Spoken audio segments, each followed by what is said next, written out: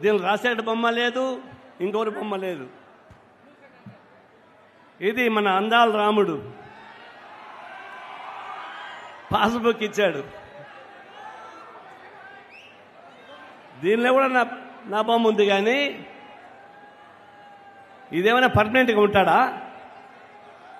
భూమి నాది పర్మనెంట్, కానీ ముఖ్యమంత్రి పర్మనెంట్ కాదు. నా భూమి పైన ఈ బొమ్మ ఏందండి. కానీ ఇదే బొమ్మలో చివరిలో రాశాడు, లాస్ట్లో ఆయన రాసింది ఏంటంటే, నేను చదివి వినిపిస్తా, ఎవరు అబద్ధాలు చెప్పారు, ఎవరు నిజం చెప్పారు. లాస్ట్ పేజ్ చదువుకోండి కావాలంటే. ఈ పుస్తకం అభ్యంతర భద్రతా ప్రణాళికతో రూపొందించబడినది.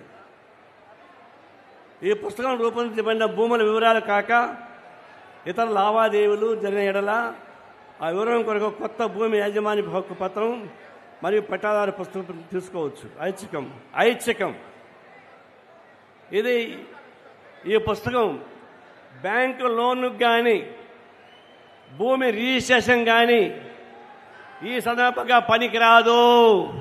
ఇంకెందుకా ఈ భూమి, ఈ పట్టా ఎందుకు? తనఖా పెట్టుకోవడానికి పనికిరాదు, లోనుకు పనికిరాదు. దేనికి పనికి వస్తుందంటే ఈ బొమ్మ పనికి వస్తుంది. ఇట్లాంటి పనికి కాబట్టి ఇచ్చిన పత్రాలు. దీన్ని ఏమంటున్నారు? చంద్రబాబు నాయుడు ఒప్పుకున్నాడు కదా, టీడీపీలో అసెంబ్లీలో ఒప్పుకున్నాడు కదా అంటున్నారు. వాళ్ళు ఒప్పుకొని ఉండొచ్చు, మీరు ఒప్పుకొని ఉండొచ్చు. మీ ఇద్దరు దొంగలు కాబట్టి మోసం చేస్తూ ఉన్నారు. ఇప్పుడు వాస్తవం చెప్తా ఉన్నాం మేము. నేను డిసెంబర్లోనే ఇస్లో దీనిపైన భూరక్షణ పథకం పేరుతో నన్ను దోషం చేస్తానని. దీన్ని బట్టి అర్థం కాదా?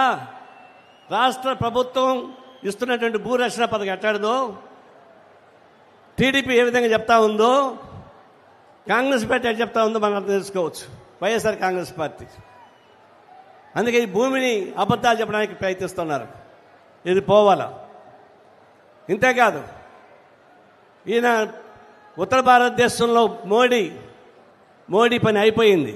మోడీ ఎక్స్పైరీ డేట్ అయిపోయింది.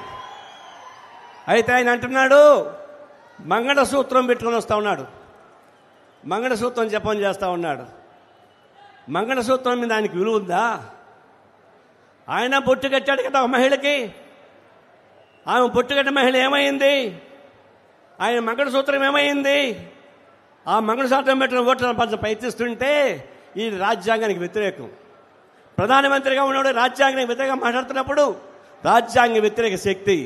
అందుకే ఈ రాజ్యాంగ ద్రోహిగా ముద్ర పెట్టి ఈ మోడీని ఒక్క క్షణం కూడా ఈ రాష్ట్రాన్ని దేశాన్ని పంపించే అవకాశం లేదు.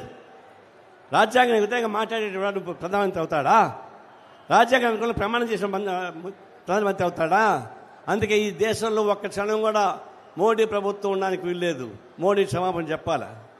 ఇక్కడ జగన్మోహన్ రెడ్డి గారు చెప్తా ఉన్నారు అంతా బాగు చేస్తామని చెప్పని. ఏం బాగు చేస్తారయ్యా? నువ్వు మీ తల్లిని బాగొట్టుకుంటువి, దూరం చేస్తువి. చెల్లెళ్ళు ఇద్దరికనే ఇబ్బంది పడతా ఉన్నారు. దేశం మొత్తం ఇబ్బంది పడుతున్నారు. ఇంట్లో ఇబ్బంది పెట్టి, ప్రజల్ని ఇబ్బంది పెట్టి, అందరినీ ఇబ్బంది పెట్టి ప్రజాస్వామ్యాన్ని కూని చేస్తున్నటువంటి ఒక నికృష్టుడు గొడ్డలు పెట్టుకొని తిరుగుతూ ఉన్నాడు. ఒక ఎన్నికలు జరిగినాయంట, గొడ్డలకి చెట్లకి ఓట్లంతా గొడ్డలకి వేశారట. ఎందుకంటే ఆ గొడ్డలు కూడా పీడి నా కులం అని చెప్పారట. ఇట్లా గొడ్డలు రాజకీయాలు వస్తున్నప్పుడు ఆ గొడ్డలతోనే వైఎస్ఆర్ పార్టీని నిలువురా చీల్చాల్సిందే, ఓడించాల్సిందే. అందుకే శరణం గెలిపించండి, కేంద్ర మంత్రి చూద్దాం. రాష్ట్రంలో ఈ వైసీపీ ప్రభుత్వం పోవాలా. ఈ రెండు పోవడానికి ఉపయోగ పద్ధతిలో కమ్యూనిస్ట్ పార్టీ సపోర్ట్ చేస్తూ ఉంది. మీరందరూ నిలబడి పోరాటం సాగించగా కోరుతా ఉన్నాను. సెలవు.